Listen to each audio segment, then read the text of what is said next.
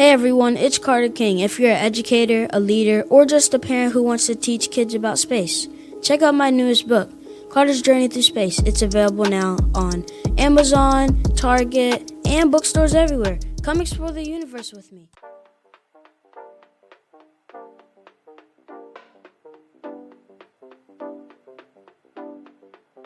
Welcome to another episode of the Contagious Culture Podcast. I'm your host, Kyle King, and the goal of this podcast is simple: to help you create environments where people thrive. Through real conversations, practical strategies, and powerful stories, we equip leaders, educators, and change makers just like yourself to build cultures rooted in purpose, performance, and authenticity. Because culture isn't something you talk about, it's something you live. This is the Contagious Culture Podcast. Let's get started. Welcome back to another episode of the Contagious Culture Podcast. I'm your host, Kyle King, and the goal of this podcast is simple: to help you create ecosystems and environments where people thrive. Look, today I'm excited to get into this conversation. I have somebody that is truly shaping community, somebody that is building stronger organizations, and somebody that's making culture something that the community can feel. My friend Maddie Myers, SVP and Director of Client and Community Relations at PNC for the Western Carolinas, including, obviously, the lovely city of Charlotte. Maddie's work blends corporate leadership with real community impact, from early childhood literacy programs to arts and cultural initiatives. She's truly showing how business and community go hand in hand. But beyond her impressive professional role and background, Maddie is a mom, a volunteer, a leader who shows up in ways that inspire those around her. Maddie is somebody that I trust, that I believe in, and that her leadership is truly a light that is shining not only in North Carolina, but countrywide. Maddie, how you doing? Good. How are you, Kyle? That was such a nice introduction. Thank you. Yes, you deserve it all. I'm so, before we even get into all the questions that your team's gonna have to review. Before we get into that, I'm really, really excited to have this conversation. You are doing this amazing work. How you're bridging, building bridges, how you're a connector, how you're a trailblazer in this city. I'm just really thankful to share time with you. And before we even really get started, I'd love to just ask you just this first question: what keeps you going? That's a good question. Man, especially this week, I've had about allergies and all the things. But I think it always goes back to mission and helping people. And I wear a lot of different hats in this role, so it's not the focus isn't always being out in the community. Sometimes it's internal focus, sometimes it's business minded and business focused. But I think at the end of the day, having an impact is what gets me out of bed. It's interesting when I hear having an impact or driving missions and making a difference, but I'm sure that's a trait that I find in leaders, yes, but it's not always a trait that is just born. You're born with it. There's probably either someone or something that happened or someone that exposed you to what you do that really propelled you into the work that you do today. Take me back. What helped to develop this value of service, this value of impact within you?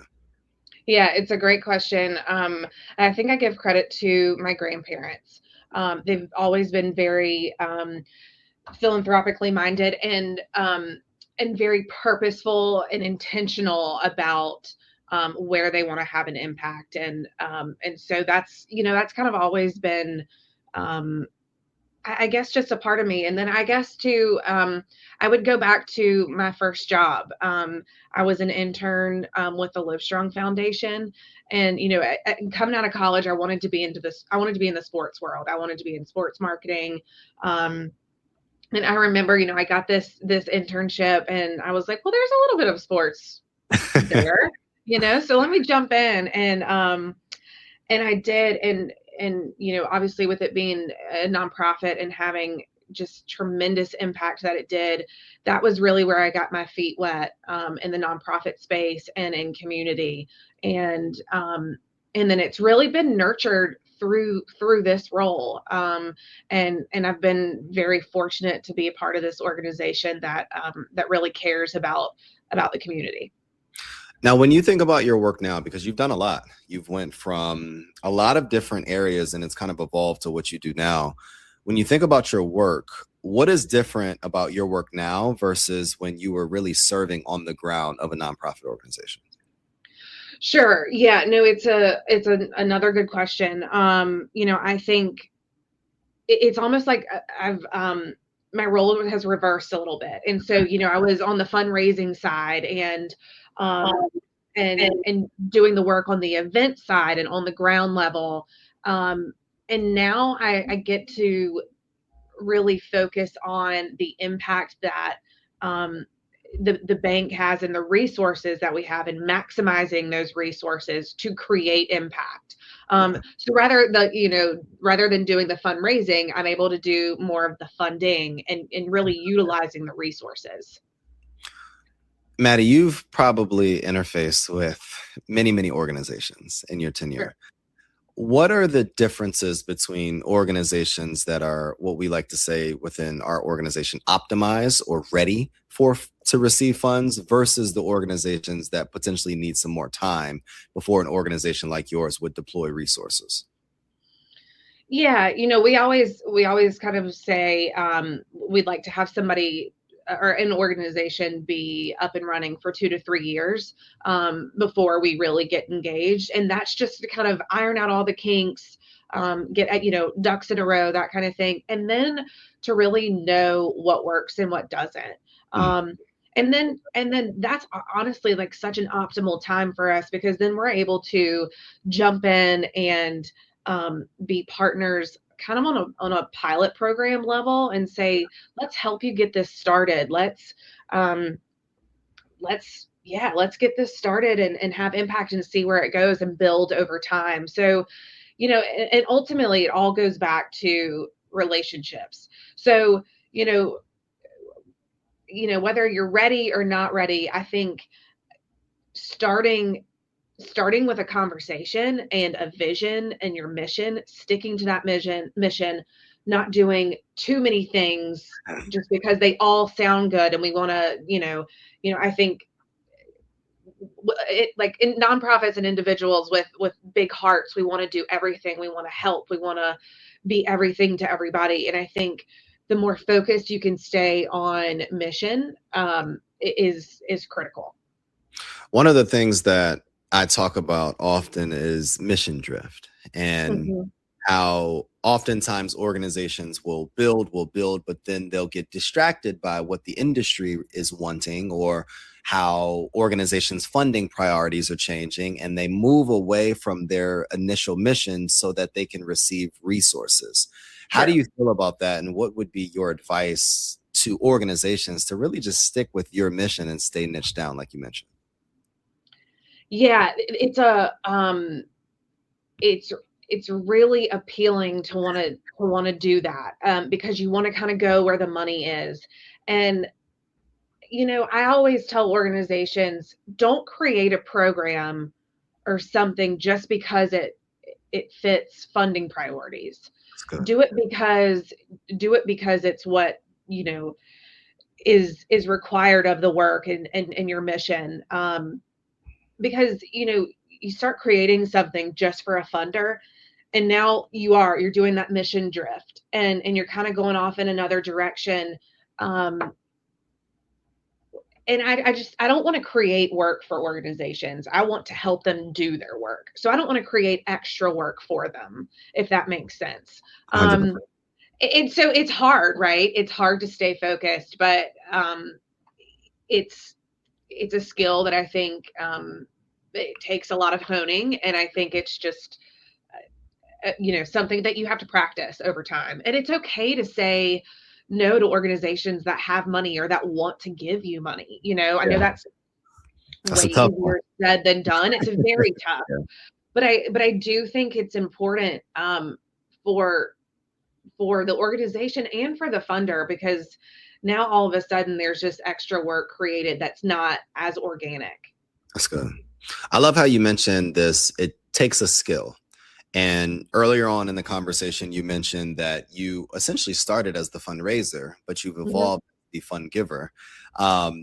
What are some of the skills that carried over early in your career to what you're doing now that has really been able to propel you to where you are today? Yeah, I think one of the biggest things is listening. And that can kind of sound easy, but I think it's hard. I mean, in fundraising, you have to listen and build relationships um, with your constituents. Why do they want to give? Why are they passionate? What resonates with them? Um, and I think on the funding side, you have to listen to the need. And Mm, what is the organization? What are they doing? What are all the different ways you could possibly partner or figure something out, brainstorm, connect over time. Maybe if it's not something that's in the first conversation that makes sense, that you can really connect and partner together, maybe it's the third or fourth conversation once you've kept listening. yeah. um, I had my predecessor and my mentor, Barb Bascom. I give her a lot of credit. um, and she taught me a lot of things, but one of the things she always said was, we have two ears and one mouth for a reason. And so that's kind of stuck with me. And you really, you really have to listen, I think, as a leader anywhere, but in fundraising and in funding.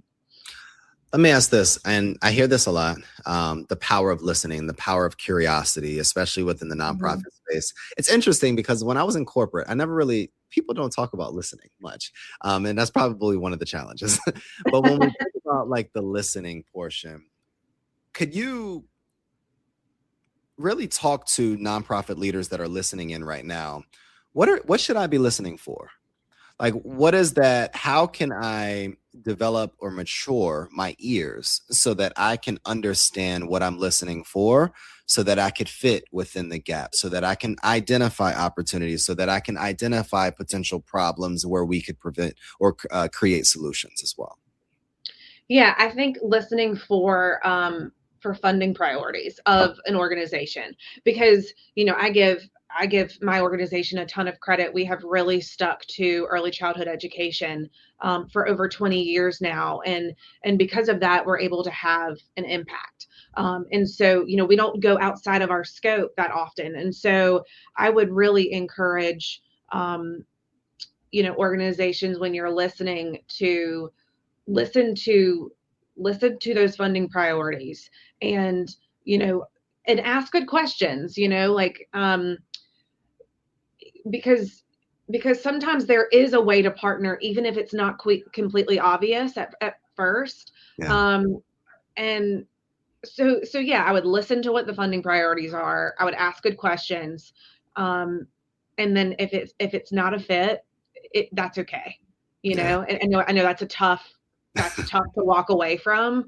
But let's keep the conversation going, is what I would always say, because you never know in that third or fourth conversation if you've done something maybe different, or if something is shifted on my end, maybe there's room to partner. So yeah, listen to the funding priorities. Listen to timing of gifts and funding cycles. Like when maybe our fiscal year is a little bit different than yours, so maybe that could help or hurt in a certain way. Um, yeah, so just listen to the funding priorities, the funding cycles, when funds are available, when it's appropriate to have certain Yeah. conversations, um, and then just ask good questions. Maddie, do you find that most organizations, especially on the banking side, have very similar funding cycles where you probably need to be having these conversations Q3, Q4 if you need funds for that following year, or is it completely different corporate or just based upon individual entities? Yeah, I don't know if I could totally answer that question, only because I can't speak for other organizations. Yeah. I would imagine there's some similarities. Yeah. but and I think too, it depends. Are you working with a foundation, or are you working on a charitable contribution sponsorship side? So it just kind of depends. Yeah. I would imagine there are a lot of similarities. Yeah. I love what you mentioned earlier about PNC's, really their focus for the last 20 years on early Mhm. childhood education and early childhood literacy and programs like the Dolly Parton's Imagination Library that you even exposed to me. Like, we've been using it, but we never knew that that was the actual program. Those things are close to your heart. Why do you see these initiatives as both, I guess, a social and economic priority, especially for Charlotte? Sure. So I think there's a challenge that we're seeing is that kids are not entering kindergarten on um, able to read or on grade level. And so, I think our charge is really to help prepare kids for kindergarten, and that's the challenge we're seeing, and that has future impact. That has impact for a long time. If kids are starting behind, it takes longer to get caught up, and then ultimately that impacts workforce and ultimately the economy, whether that's local or wider spread. That's good. So I think that's the challenge that we're up against. And yeah, I'm really passionate about what we do. The Dolly Parton Imagination Library is one of the programs that Smart Start of Mecklenburg County runs here locally, and there's different organizations that run it in different areas. But and that actually takes me to kind of the point about listening, Kyle, because you know and then that makes my role a little bit different from a role of one of my counterparts in another part of our footprint. There might be different priorities or different organizations doing different things in other markets. That's good. So I think that's the importance of listening too, because what somebody's doing over in um, a different part of the country, while we still have similar priorities, that community may have different needs. And um, so the way you know, we partner in the community could look a little bit different. But I don't mean to go off on a tangent with that and going back to listening, but I love Dolly Parton's Imagination Library. And it is personal to me too, because I'm a mom, and like you mentioned, and I actually have another one on the way, which we're really excited about. So we'll be signing her up for Dolly Parton's Imagination Library soon, as well. But I just think getting books in front of children and having them read and read with their caregivers, and I think it's just really important. It goes a long way. What does impact look like? I love the work that you are doing. I love the work that the organization is doing, but I always love to hear vision stories as well. 5 to 10 years from now, what ideally, if everything worked exactly how you all are planning it organizationally from a leadership perspective, what change would the city see? What change would our students and our children see as well?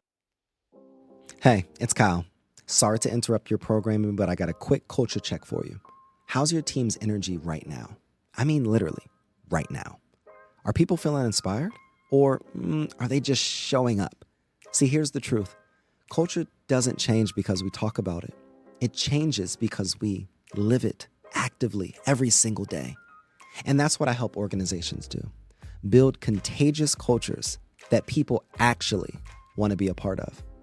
Through keynote talks, interactive trainings, and hands-on consulting, I help leaders transform the way their teams connect, perform, and grow. So if your culture needs a little bit of spark, let's light it up together. Visit theculturelab.org, again, theculturelab.org, or connect with me directly on LinkedIn at Kyle S. King to learn more about how we can work together. Because remember, your culture is contagious. Make it worth catching. Now let's get back to the program.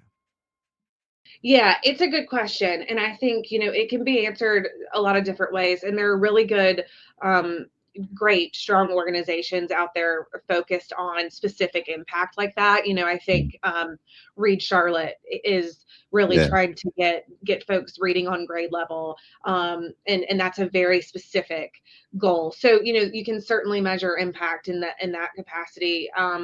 But I also think what's really important is details.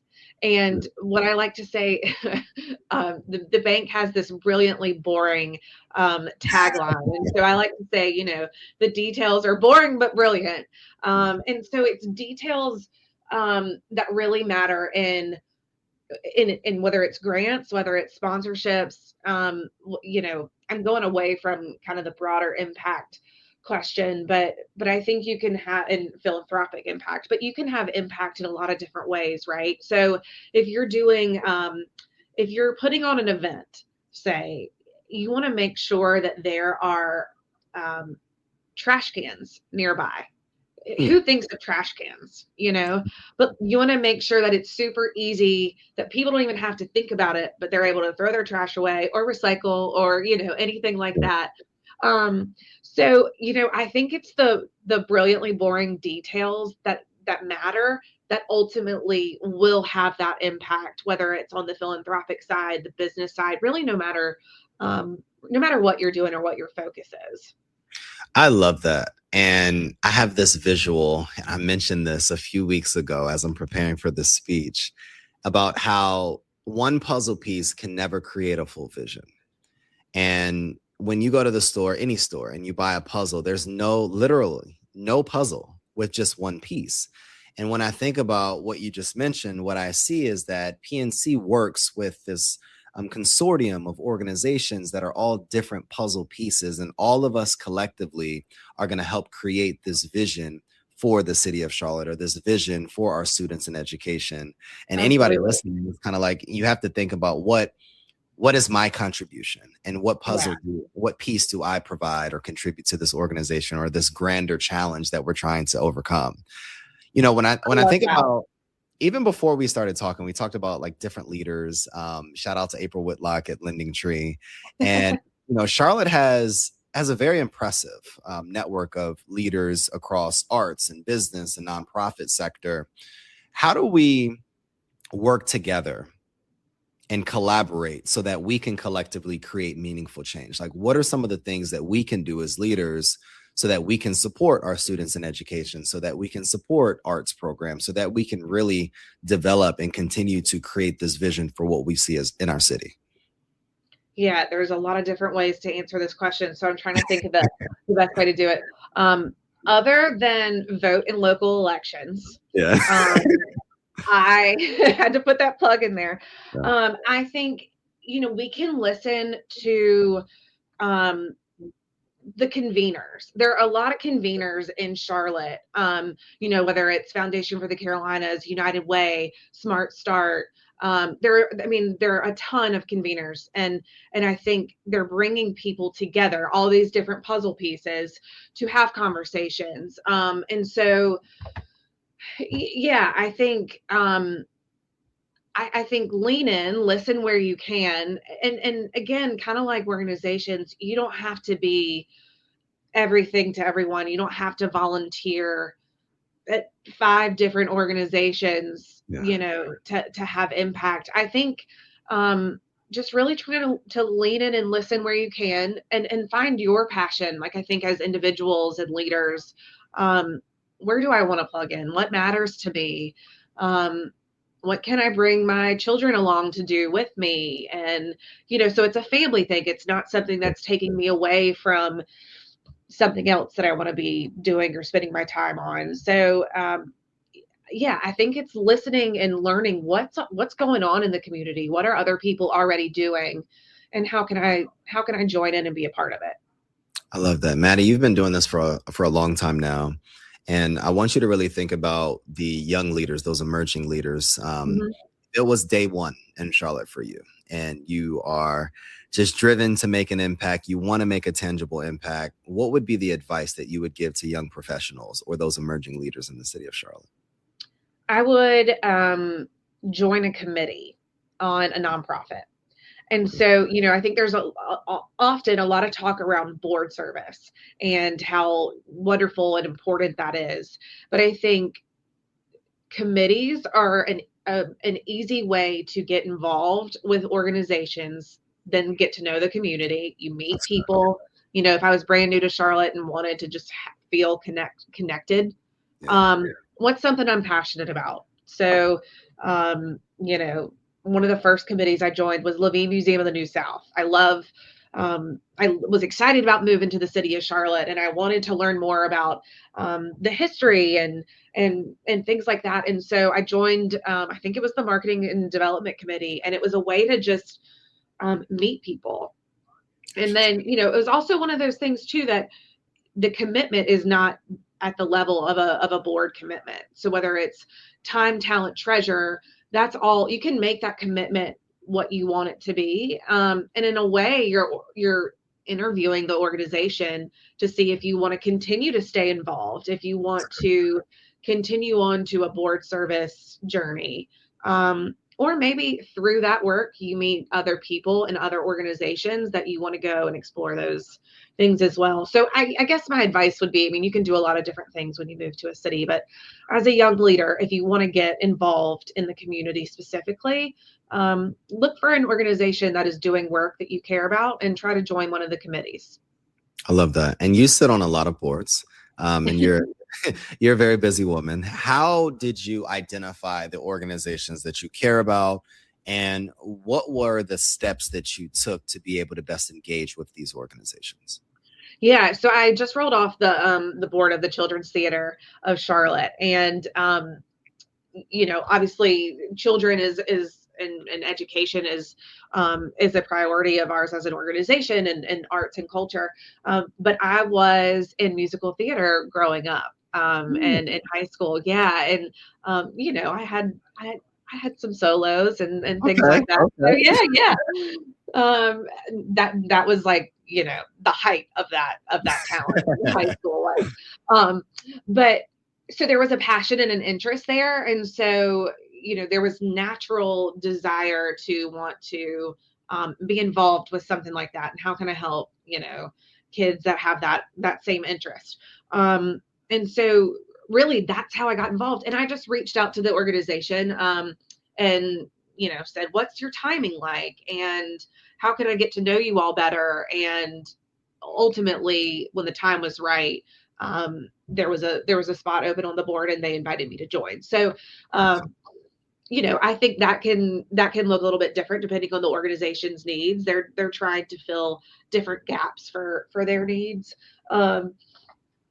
And then I'm trying to think, Smart Start. I'm on the board of Smart Start of Mecklenburg County, like I mentioned, and that was really a natural fit for the funding that PNC is working towards, and being involved with early childhood education.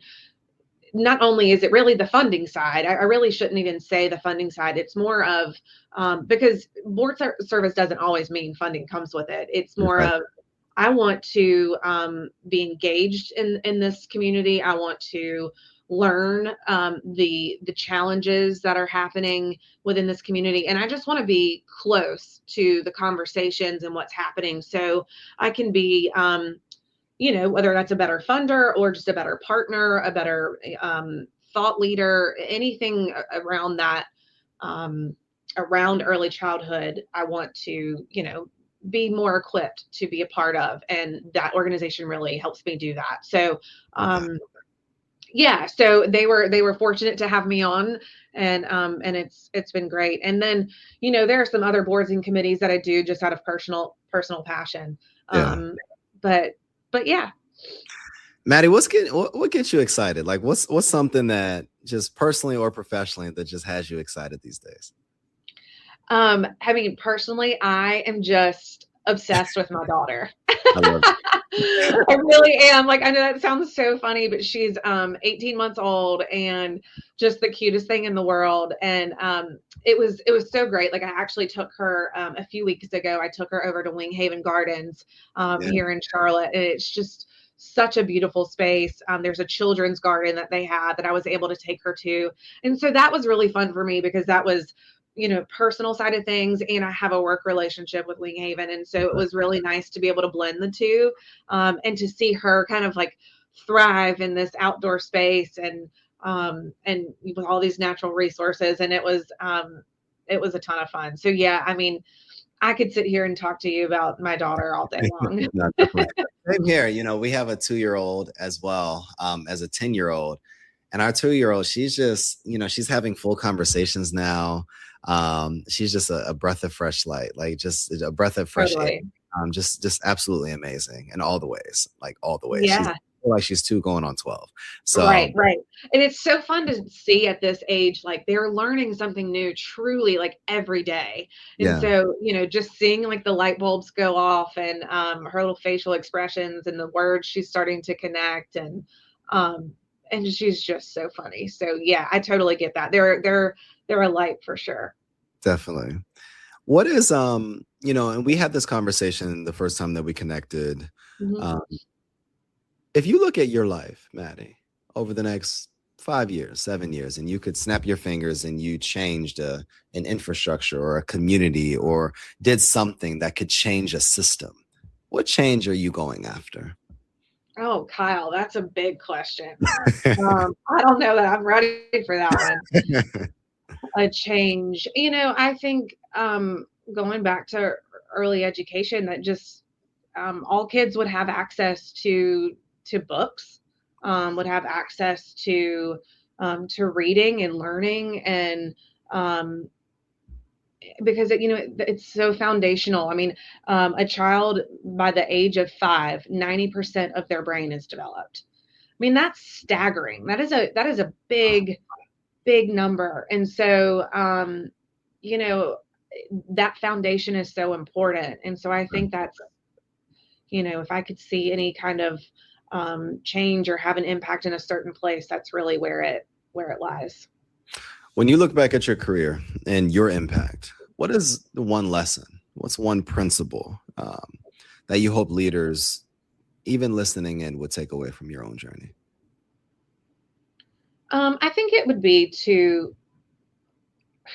I keep going back to listening, but I would really say to pause and take a look around, and listen to issues that are happening or things that are happening. And I'll tell you why. I go back to when I first started at the Live Strong Foundation, and I started in 2012, which is, if you know anything about that organization, there was a big Oprah interview in January 2013. And so one of the best pieces of advice I had from another mentor outside of the organization at the time said, just watch and learn, because this is a big moment in this organization, and soak up as much as you can. And so I think that can really be applied to a lot of things, whether you're working with your team and what their needs are, whether you're listening to community, whether you're listening to other leadership. I just think it's so important to listen and soak up what's going on around you before you can dive in and take action. That's such a powerful perspective, because I think that a lot of times, especially in these spaces, we're taught and conditioned to just keep going and keep going and keep pushing, Right. and keep creating, rather than taking the time to pause, to stay silent, to be observant, to watch, and to listen. And I find that even in my own career. And, as visionaries, idealists, you are always creating a new thing and wanting to do this. But you have to recognize, and a mentor gave me this years ago. He said, you can do everything that you want to do in life, but you just can't do it at the same time. Yeah, I like that. Sometimes it's the time for not more action, but more information, so that you could be able to make the most data-driven decision, is what he said. When you think about your career, your life, Maddie, and this is one of the questions that I always ask, oftentimes we have these slingshot moments, the moments in our lives that pull us back, that potentially humble us, that show us who we are and what we're made of. And then it slings us forward. It gives us purpose. It gives us power. What was that moment for you? My husband was diagnosed with cancer. That was that moment for me. I will, fast forward and say he's doing very well. He's healthy, and we're very, very fortunate to have great doctors and that kind of thing. So yeah, he's cancer free and he's doing well. But this was close to 10 years ago that he was diagnosed. And I had actually just joined PNC at the time. And I should say I give so much credit to, the team around me and my boss and boss's boss and all the whole organization, really, because they gave me even as a new employee, they just kind of gave me the space that I needed to figure this out and then come back. And it really created a sense of loyalty on of course, on this side. But yeah, it was a slingshot moment. I think in a lot of ways, I'm really grateful for my hard days now, because my hard days are really not that hard. They're just normal bad days. Of course. And so, I'm grateful for that. And, I think too, it gives you just such perspective on, you never know what's going on in somebody's life. You never know what they're showing up with, especially when I think about all the nonprofit organizations that I'm fortunate to work with. These folks are often on the front lines of hearing some really challenging issues. And so they may have just heard a story that they're trying to process, and now they're turning to me about a grant application. And, so it's just, you never know where somebody is coming from. You never know what somebody's going through. And so it's just a reminder to be kind. I love that. Yeah. So that was my slingshot moment, in a lot of different ways. I mean, I could talk about the lessons I've learned from that for a long time, but that was it. No, I appreciate you sharing that. And I really value the authenticity and the transparency. And I know we've had some transparent conversations. There's someone listening in right now that's going through that slingshot moment. There's somebody in that is trying to really build that impact and wanting to create change and do all of these different things. But there's some personal things that are weighing them down from really being able to propel their mission forward. What advice would you say to them? Yeah, I would say find your rock, or find where do you get your strength from? Find that piece. Maybe it's, confiding in a friend. Maybe it's, for me personally, it was a faith journey. I know that's not for everyone. So that's, find what that is for you. Find where you're going to go back to get your strength, because, you can feel like really heavy. There can be like, there's a lot of hard stuff going on in the world, and so if you're going through something personal, I just say find what that rock is for you, and come back to it, and lean on it, get the strength from it that you need, to just get out of bed the next day and to just keep moving forward. And kind of like you said, I mean, I loved what you said about you can do everything you want, but you can't do it all at the same time. Give yourself grace. Sometimes a win is just getting out of bed and getting through the day. And that's okay. That's a good win. Maddie, this has me feeling all types of ways, like in a good way.